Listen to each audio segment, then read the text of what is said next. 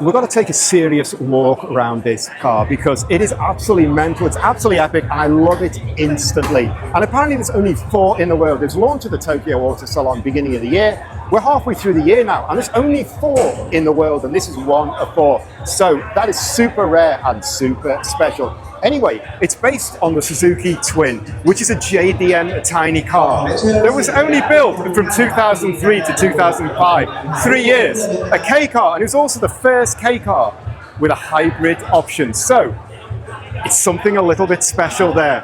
Anyway, it didn't last long. It's slightly longer than a 4.2. I was trying to look for how big it is, but it's actually slightly longer than a 4.2, maybe 10 centimeters. Now the Suzuki Twin is a hatchback. It goes right down here like that. And they put a boot on it. And that is the first thing that is absolutely crazy.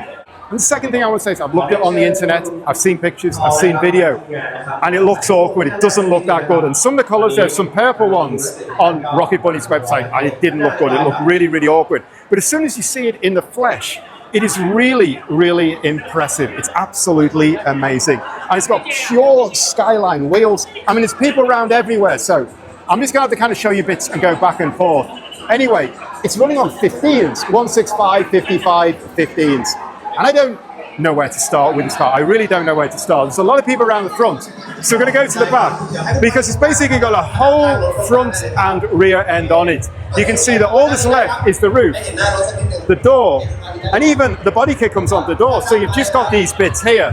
And now we're getting Paul, the owner of the Impact Speedfest, with the car. So I'm really having absolutely no luck whatsoever talking about this car. So we're going to stand around the back and look at the back because at least I can see that. And these back ends are really R34 style. They're bigger and huge actually. They feel bigger than a normal R34. And again, the detail around here and the way the boot lid comes in, they've done it really, really well. So now they're having a big, massive group photo. So I'm going to stop there.